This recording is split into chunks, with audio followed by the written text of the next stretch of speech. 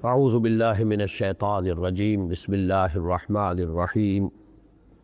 عما یتساءلون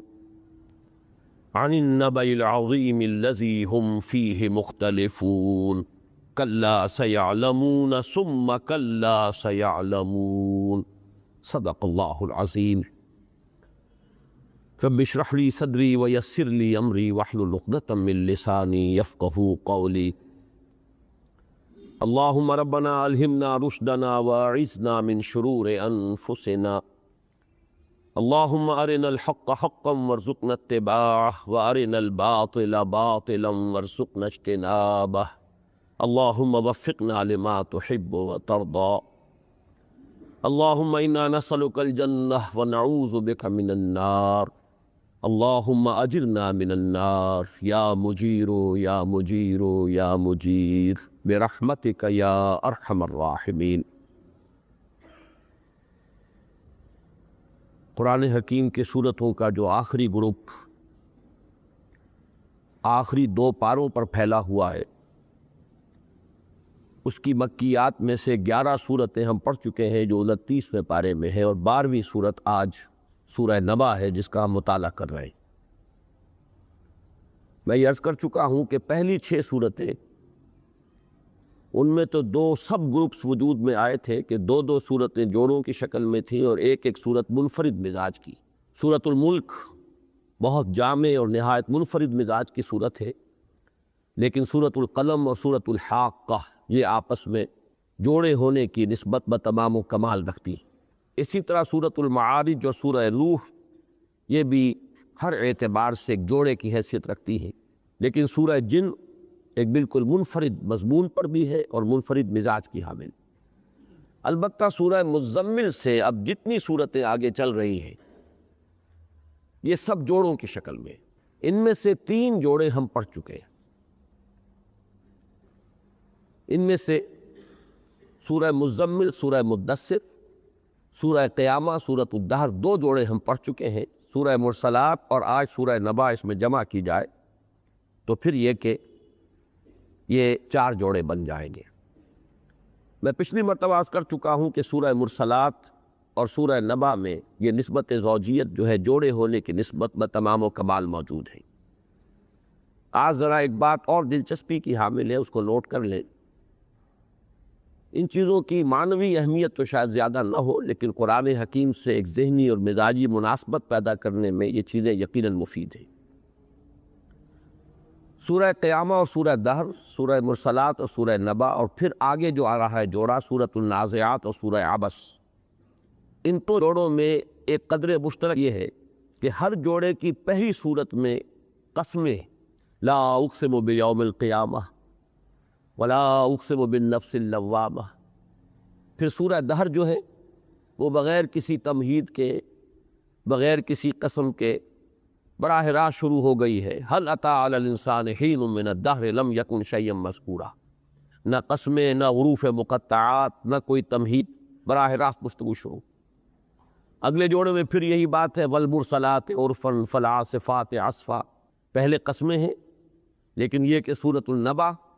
یہ بھی بغیر کسی حروف مقطعات کے، بغیر قسموں کے، براہ راست عما یتساءلون عن النبأ العظیم الذی هم فیہ مختلفون۔ یہی آپ کو قدر مشترک جو ہے وہ اگلے جوڑے لے گی، سورۃ النازعات، والنازعات غرقا والناشطات نشطا والسابحات سبحا۔ اب یہ جو ہے قسموں پر مشتمل ہے آیات، لیکن اگلی سورت سورہ عبس، عبس وتولی ان جاءہ الاعمی، بغیر کسی تمہید کے، بغیر حروف مقطعات کے، بغیر قسموں کے بات براہ راست شروع ہو رہی ہے۔ تو ان 3 جوڑوں میں یہ بات جو ہے قدر مشترک کے طور پر نوٹ کر لیجئے کہ تینوں کی پہلی جو صورتیں ہیں ان میں قسمیں ہیں، جبکہ ہر جوڑے کی جو دوسری صورت ہے اس کا آغاز بلا کسی تمہید، بغیر حروف مقطعات، بغیر قسموں کے ہو جاتا ہے۔ پہلے 2 جوڑوں میں ایک اور قدر مشترک بھی ہے۔ اب اس کا تعلق ہے قرآن مجید کے آہنگ سے، صوتی آہنگ، جس کو میں نے بارہا کہا ہے قرآن کا اپنا ایک انٹرنزک میوزک ہے، داخلی اس کی ایک غنا کی کیفیت ہے، اس کے اندر ایک موسیقی ہے، یہ اس کو ہم کہیں گے یہ ملکوتی موسیقی ہے، ڈیوائن میوزک ہے۔ لیکن یہ کہ ان میں سورہ قیامہ میں اور سورہ مرسلات، پہلی جو دونوں صورتیں ہیں، دونوں جوڑوں کی پہلی صورتیں، ان میں آپ دیکھتے ہیں کہ قوافی، جن کو فواصل کہا جاتا ہے، قافیے کا لفظ ہم استعمال نہیں کرتے اس لیے کہ یہ لفظ جو ہے اشعار کے ساتھ مختص ہے، لیکن قرآن مجید بھی چونکہ میں نے بارہا عرض کیا ہے کہ اگرچہ یہ شاعری نہیں ہے معاذ اللہ، لیکن یہ ہے کہ جسے آج کل کی زبان میں آزاد نظم کہا جاتا ہے، وہ محسوس ہوتا ہے کہ شاید قرآن مجید ہی سے اخذ کیا گیا یہ اسلوب، اس سے پہلے دنیا میں یہ اسلوب موجود نہیں تھا کہ ایک ردم تو ہوتا ہے اور کچھ نہ کچھ قوافی بھی ہوتے ہیں، لیکن یہ کہ وزن اور بحر کا معاملہ نہیں ہوتا، وہ جو ٹیکنیکل ساری مباحث جو ہے ساری بحثیں وہ آزاد نظم میں نہیں ہوتی۔ قرآن مجید میں کچھ تھوڑی سی یہ کہا جا سکتا ہے کہ مشابہت جو ہے وہ بلینک ورس سے یا آزاد نظم کے ساتھ موجود تھی، بلکہ میں نے جو پہلی بات کہی تھی وہ زیادہ صحیح تھی کہ معلوم ہوتا ہے کہ یہی اسلوب ہے کہ جو بعد میں اہل ادب نے مستعار لیا ہے ان آسمانی کتابوں سے، جس کو کہ کہا جاتا ہے آج بلینک ورس یا یہ کہ آزاد نثر۔ اس اعتبار سے قوافی تو ہوتے ہیں لیکن اس پر لفظ کا اطلاق نہیں کیا جائے گا قوافی کا، بلکہ فواصل آیات، وہ الفاظ جن پر کہ آیت جو ہے وہ ختم ہوتی ہے اور گویا کہ فصل قائم ہوتا ہے اگلی آیت سے۔ تو آپ دیکھتے ہیں سورہ قیامہ میں بھی اور سورہ مرسلات میں بھی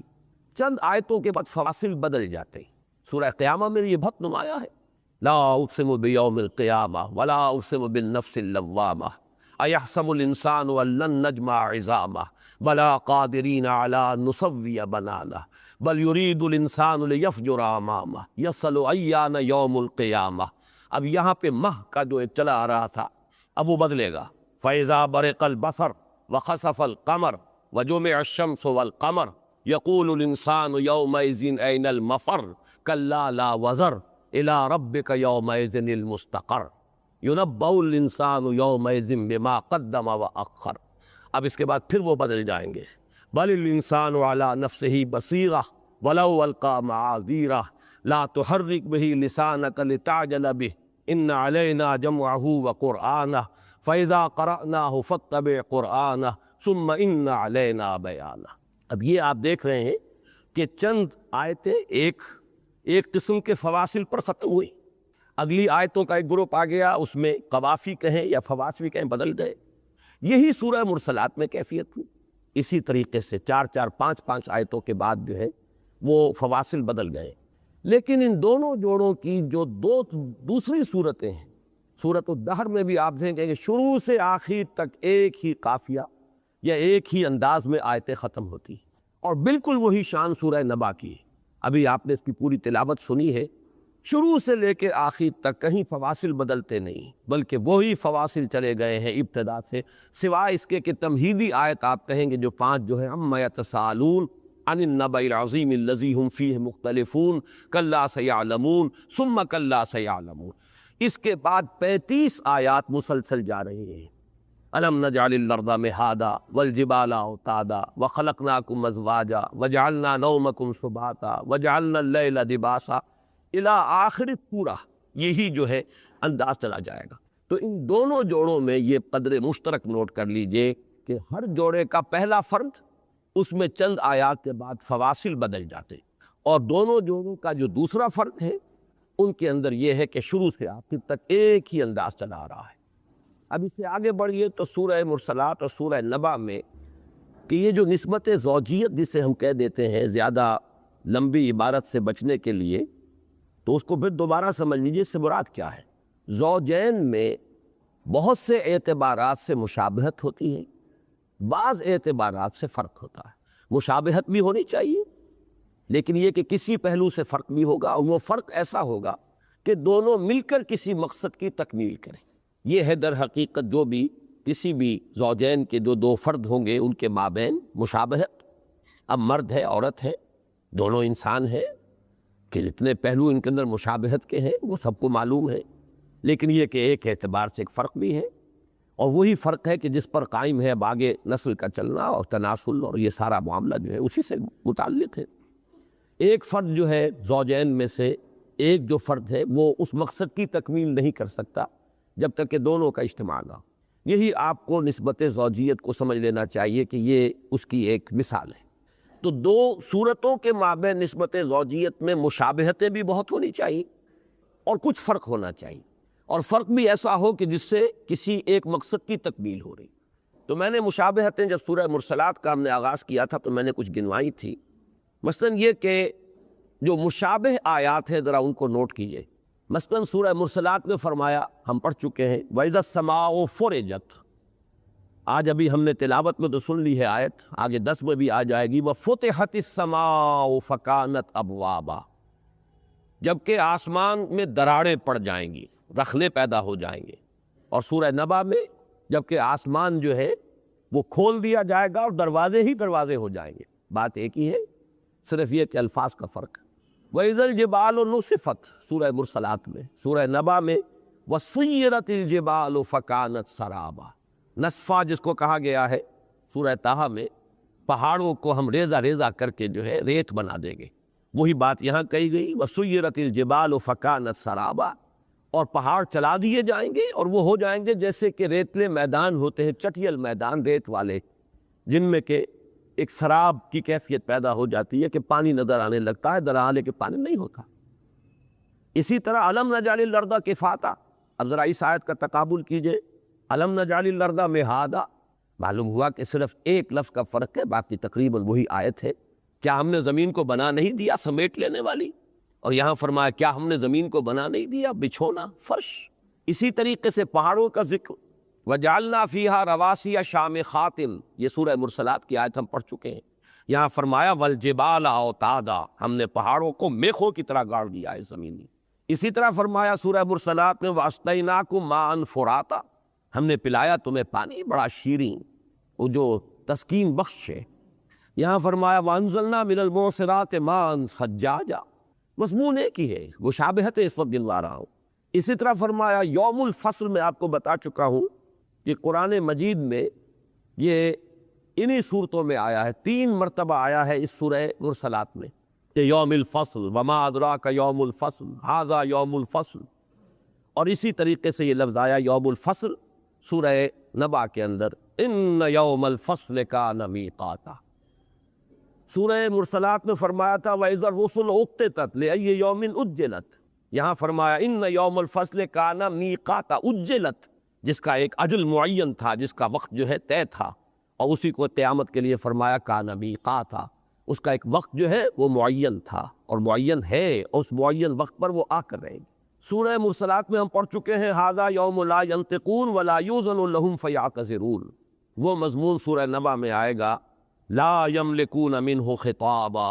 یوم یقوم الروح والملائکۃ صفا لا یتکلمون، فرشتے تک بولنے کی جرت نہیں کریں گے اور انہیں اختیار حاصل نہیں ہوگا، تو ظاہر بات ہے کہ مجرموں کی زبانیں تو گنگ ہوں گی۔ یہ اب مشابہت کے مضامین تھے جو میں نے آپ کے سامنے رکھے۔ ایک چیز اور نوٹ کرنے کی ہے کہ ایک اسلوب ہے جس کو کہا جاتا ہے استفہام تقریری،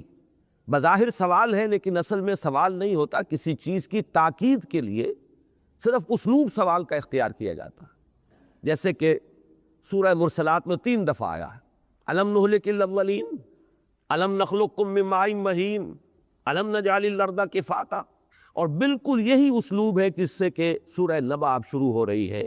اور اس میں چونکہ وہ مضمون بڑی تفصیل سے چلے گا الم نجعل الارض مہادا،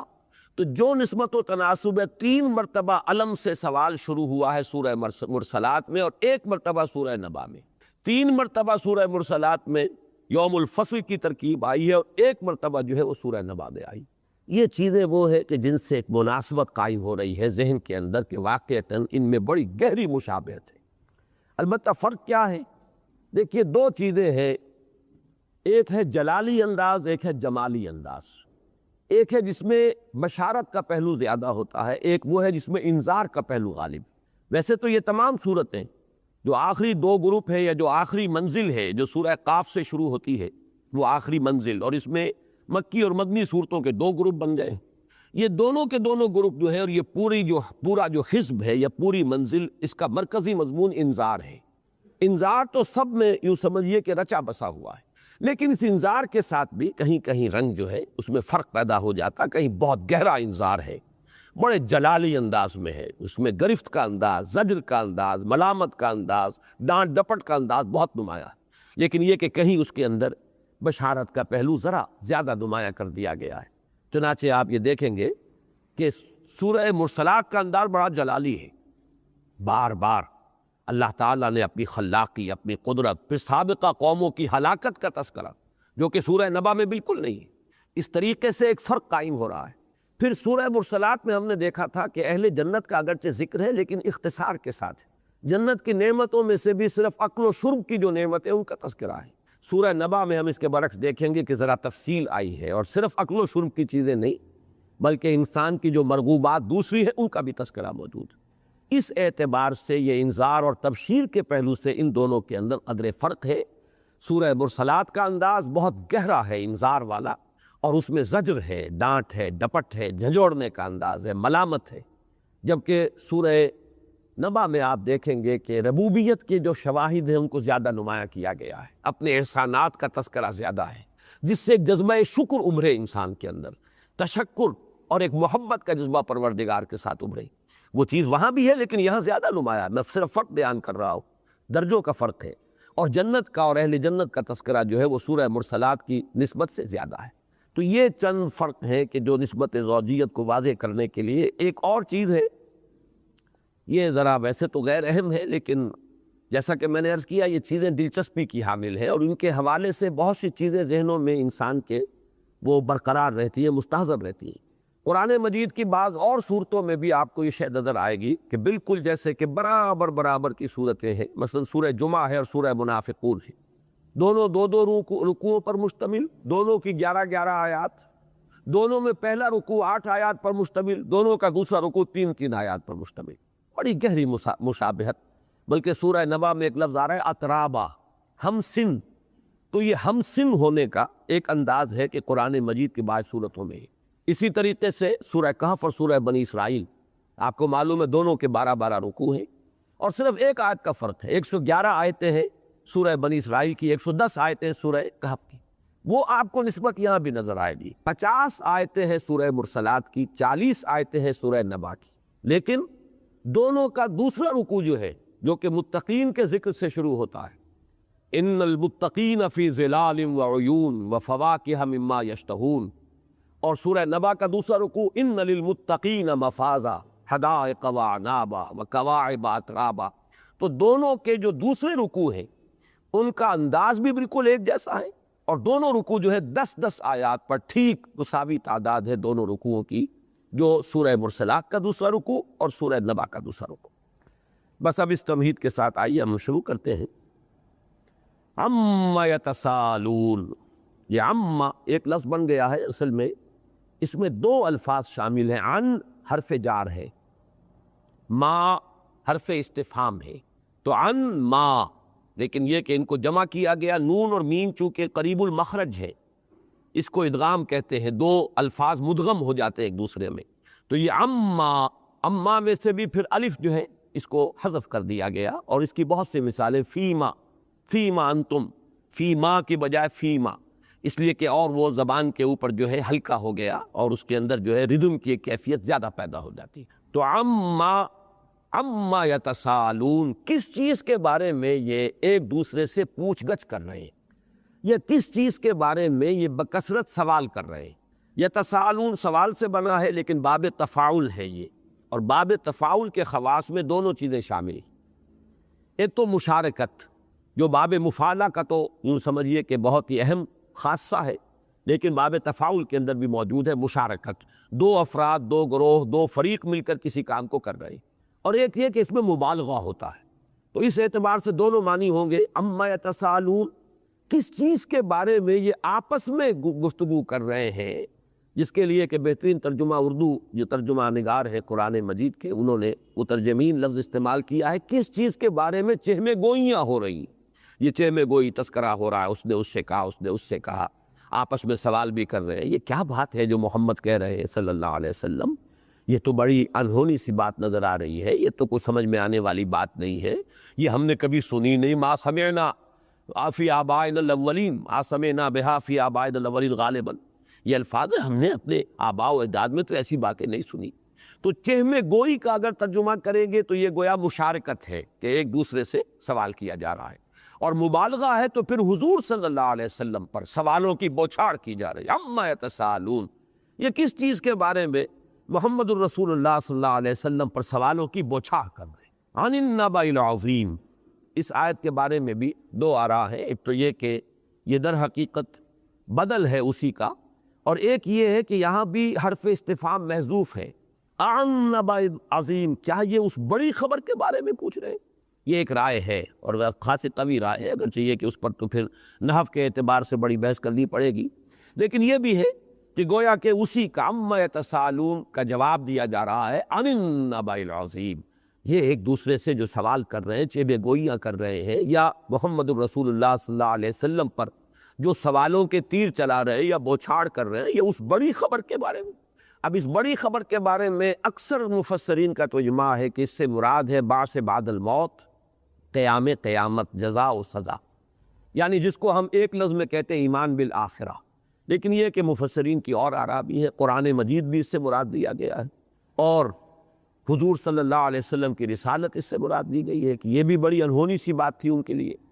کہ کسی پر آسمان سے پیغام آ رہے ہیں، اور کائنات کا جو خالق و مالک ہے اس نے اسے اپنا نمائندہ بنایا ہے، اس کے پاس اس کے پیغامات، اس کی طرف سے وحی آ رہی ہے۔ لیکن یہ ہے کہ یہ دونوں چیزیں جو ہے یہ بہت کم رائے ہیں اس کی، اصل یہی ہے، اور جیسا کہ میں عرض کر چکا ہوں چونکہ یہ آخری وہ صورتیں ہیں،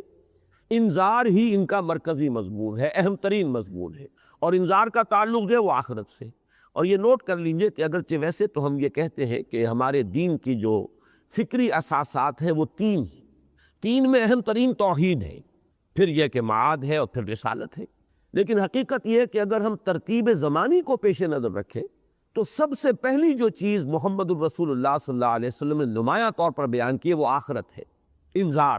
قم فانذر، کھڑے ہو جا اور خبردار کر۔ اس لیے کہ ابتدائی صورتوں میں آپ کو توحید کا مضمون اتنی تفصیل سے نہیں ملتا، جو چونکانے والی شے تھی، جو لوگوں کو بیدار کرنے والی چیز تھی، جس سے کہ لوگ ہوش میں آئے، سوچیں، گفتگو شروع ہو جائے، چلیے چیمے گوئی ہو جائے، چرچا تو ہوگا اس سے، وہ یہی تھا قیامت آئے گی، تم دوبارہ اٹھائے جاؤ گے، تمہیں اپنے رب کے حضور میں حاضر ہونا ہوگا، محاسبے کے لیے کھڑے ہونا ہوگا پروردگار کی عدالت میں، پھر تمہیں اپنے تمام اعمال کی جواب دہی کرنی ہوگی۔ مجھے وہ خطبہ یاد آ رہا ہے جو میرا کتاب چاہے دعوت اللہ اس میں نقل کیا ہے، کہ وہ خطبہ بھی خود بتا رہا ہے کہ اس میں سب سے زیادہ تفصیل جو ہے وہ آخرت کے بارے میں۔ تو واللہ لتموتن کما تنامون، خدا کی قسم تم سب پر موت وارد ہو کر رہے گی جیسے کہ تم روزانہ رات کو سو جاتے ہیں۔ ثم لتبعثن کما تستيقظون، پھر تمہیں لازماً اٹھا لیا جائے گا جیسے روزانہ صبح کو بیدار ہو جاتے ہیں۔ ثم لتحسبن بما تعملون، پھر تمہارا حساب لیا جائے گا جو کچھ کے عمل تم کر رہے ہو۔ ثم لتجزون بالاحسان احسانا وبالسوء سوءا، پھر تمہیں بدلہ مل کر رہے گا، بھلائی کا بھلا بدلہ، برائی کی بری سزا۔ وَإِنَّهَا لَجَنَّةٌ أَبَدًا أَوْ لَنَارٌ أَبَدًا، اور یہ تو پھر جنت ہے ہمیشہ ہمیش کے لیے، اور یا پھر آگ ہے ہمیشہ ہمیش۔ یہ ہے اصل میں سب سے بڑی وہ بات جس کے بارے میں حال ہی کا وہ شعر میں سمجھتا ہوں کہ صحیح تعبیر کرتا ہے، کہ جس سے کہ ایک چیمے گوئی پیدا ہوئی، چرچا ہوا، یہ کیا بات کہہ رہے ہیں، یہ تو انہونی سی بات ہے، سمجھ میں نہیں آتا۔ لہذا اس کے لیے وہ شعر جو ہے حال ہی کا کہ وہ بجلی کا کڑکا تھا یا صوت ہادی، عرب کی زمین جس نے ساری ہلا دی۔ تو وہ انذار، چونکانا، نیند کے باتوں کو بیدار کرنا، ہوشیار کرنا، در حقیقت اس میں اہم ترین شے جو ہے وہی ایمان بالآخرہ ہے۔ چنانچہ یہ نقطہ بڑا اہم ہے کہ آپ دیکھیے کہ یہ جو صورتیں ہیں ان میں توحید کا مضمون بھی آپ کو دبا ہوا ملے گا۔ جو مضمون نمایاں ہے وہ ہے آخرت، قیام قیامت، جزا و سزا، جنت و دوزخ، بلکہ ان صورتوں میں تو آپ کو رسالت کا ذکر بھی بہت کم ملے گا۔ رسالت کا تذکرہ بھی بعد میں شروع ہوا ہے، وہ کنٹروورسل رسالت کے بارے میں بھی بات کی ہے۔ جو اصل شے ہے وہ در حقیقت یہ ہے کہ یہ خبر دے رہے ہیں محمد صلی اللہ علیہ وسلم، اس کے بارے میں چیمے گوئی، عما یتساءلون عن النبأ العظیم الذی ہم فیہ مختلفون، جس کے بارے میں کہ ان میں اختلاف پیدا ہو گیا ہے، جس کے بارے میں وہ مختلف آراء کے حامل ہیں، اور اختلاف جو ہے اس کے دونوں معنی ذہن میں رکھیے۔ ایک اس کے معنی ہے اختلاف رائے، آپ کی کچھ رائے اور ہے، میری رائے کچھ اور ہے۔ ایک اختلاف ہوتا تضاد، جیسا کہ قرآن مجید کے بارے میں فرمایا گیا ہے کہ یہ غور نہیں کرتے۔ اگر قرآن جو ہے اللہ کے سوا کسی اور کا کلام ہوتا، کسی انسان کی تصنیف ہوتی، لوجدوا فیہ اختلافا کثیرا، تو وہ اس میں بڑا اختلاف پاتے۔ اب یہاں اختلاف جو ہے وہ ظاہر بات ہے کہ اس کے معنی جو ہے وہ اختلاف رائے نہیں ہے بلکہ تضاد۔ تو در حقیقت آخرت کے بارے میں اختلاف بھی تھا اور تضاد بھی تھا، اور اس کے ضمن میں نے بارہا عرض کیا ہے کہ آخرت کے بارے میں اس وقت کے معاشرے میں بھی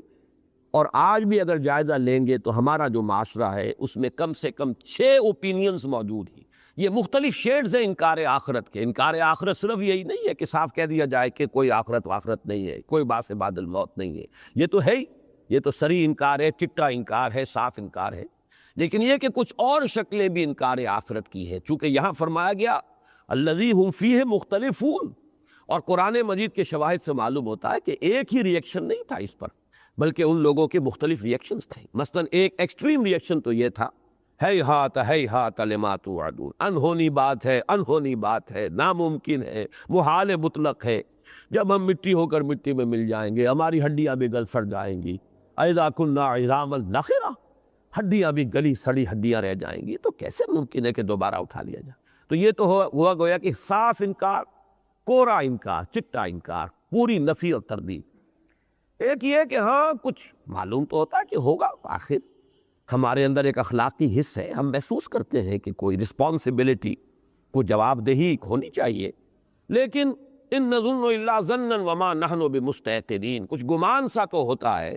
لیکن ہمیں یقین نہیں ہے، اور یقین جب تک پیدا نہ ہو ظاہر بات ہے کہ انسان کا طرز عمل تو وہی رہے گا جو نہ ماننے والے کا ہے۔ آخرت کا یقین نہیں ہے تو آپ کا طرز عمل اور ایٹیچیوڈ زندگی میں وہی رہے گا کہ جو انکار کرنے والے کا۔ اس سے آگے چلیے، ہاں آخرت تو ہے، جائیں گے اپنے رب کے پاس، لیکن وہاں ہمارے یہ دیوی دیوتا جو ہے یہ کس برس کی دوا ہیں؟ یہ ہماری شفاعت کرے، ہؤلاء شفعاؤنا عند اللہ، یہ ہمارے شفاعے ہیں، یہ ہمارے شفعاء ہیں، شفاعے نہیں شفعاء، یہ ہمارے شفعاء ہیں کہ جو وہاں ہماری جو ہے شفاعت کریں گے، ہمیں چھڑوا لیں گے۔ اسی لیے تو ہم نے مورتیاں بنائی ہیں، اسی لیے ہم ڈنڈوت کرتے ہیں، چڑھاوے چڑھاتے ہیں، وہ سارا تصور۔ اب یہ کہ ہمارے ہاں اس کی شکل بدل رہی ہے، اب وہ مورتیاں نہیں ہیں، مورتیاں بھی ملتی تھی بزرگوں کے نام پر، بزرگوں ہی کے لیے تماثیل تھیں جو ان کے بڑے اولیاء اللہ ان کے قوموں میں گزرے تھے ان کے نام پر، یا یہ کہ عرب میں مورتیاں بنائی گئی تھیں فرضی مورتیاں فرشتوں کے نام پر، لیکن یہ کہ آج ہمارے ہاں وہ اولیاء اللہ کی قبروں کے ساتھ وہی کچھ ہو رہا ہے کہ جو اس وقت مورتیوں کے ساتھ ہوتا تھا۔ وہ مورتیوں کو دھوتے تھے اور دھون پیتے تھے، یہاں قبریں دھوئی جا رہی ہیں اور وہ تبرک بنتا ہے۔ فرق تو اس کے کچھ نہیں، صرف یہ کہ اس کی ایک اس کی شکل اور حیت بدلی۔ اس سے آگے ایک اور بات تھی، ہاں ہے آخرت ہوگی ٹھیک ہے، لیکن یہ کہ ہم تو فلاں کی اولاد ہیں۔ یہ آپ کو معلوم ہے کہ یہود کے ہاں یہ سب سے زیادہ جہاں موجود تھا، نحن ابناء اللہ واحباؤہ، ابراہیم کی اولاد ہیں ہم، موسیٰ کے ماننے والے ہیں، آخر اللہ کے چہیتے ہیں، we are the chosen people of the lord, ہم تو چنے ہوئے لوگ ہیں، منتخب لوگ ہیں، تو ہم سے حساب کتاب نہیں ہے۔ لن تمسنا النار الا ایاما معدودہ، ہمیں تو آگ چھو ہی نہیں سکتی مگر گنتی کے چند دن۔ ایک اور اس سے بھی زیادہ جہالت تھی کہ ٹھیک ہے جب آپ کہتے ہیں شاید ہو جائے وَلَئِن رُدِدتُّ إِلَىٰ رَبِّي لَأَجِدَنَّ خَيْرًا مِّنْهَا مُنقَلَبًا، لیکن ہمیں دنیا میں اللہ نے نعمتیں دی ہیں، وجاہت دی ہے، ہمیں دولت دی ہے، عزت دی ہے، تو اس کا مطلب ہے ہم اللہ کے چہیتے ہیں، لاڈلے ہیں، اللہ کی نگاہ کرم ہم پر ہے، تو جب اس کی نگاہ کرم ہم پر ہے تو وہاں بھی اس کی نگاہ کرم ہم پر ہوگی۔ اور جیسے کہ میں کہا کرتا ہوں، ایک خاص کولوکیل لینگویج ہے یہ ہمارے اس خاص علاقے کی، کہ تم جیسے جوتیاں یہاں پٹخار رہے ہو ویسے ہی جوتیاں وہاں پٹخارو گے، اور ہمیں جو کچھ یہاں دیا ہے ہمارے رب نے، وَلَئِن رُدِدتُّ إِلَىٰ رَبِّي لَأَجِدَنَّ خَيْرًا مِّنْهَا مُنقَلَبًا، اگر مجھے لوٹا دیا گیا، اگر لوٹا ہی دیا گیا تب مجھے تو یہاں سے بھی بہتر ملے گی۔ لَأُوتَيَنَّ مَالًا وَوَلَدًا، مجھے تو ملے گا، اللہ کی نظر کرم ہے مجھ پر۔ ایک جگہ آیا وَلَئِن رُجِعْتُ إِلَىٰ رَبِّي، اگر مجھے لوٹا دیا گیا آپ کے رب کی طرف، تب تم کہہ رہے ہو تو مجھے خوف کی کوئی ضرورت نہیں۔ اور سب سے سٹل انداز جو ہے، سب سے زیادہ سٹل، نہایت لطیف انداز انکار آخرت کا، وہ یہ ہے جی اللہ بڑا غفور اور رحیم ہے، وہ کیا لوگوں کو جہنم میں ڈال کے اسے کیا لینا ہے، وہ تو صرف یہ کہ تھوڑا سا اس نے دھمکا دیا ہے تاکہ لوگ سیدھے ہو جائیں، سیدھے رہیں، لیکن یہ کہ وہ جہنم میں ڈالے گا نہیں، غفور ہے رحیم ہے۔ کیا تمہیں کس چیز، یا ایھا الانسان ما غرک بربک الکریم الذی خلقک فسواک فعدلک، پوری سورہ مبارکہ جو ہے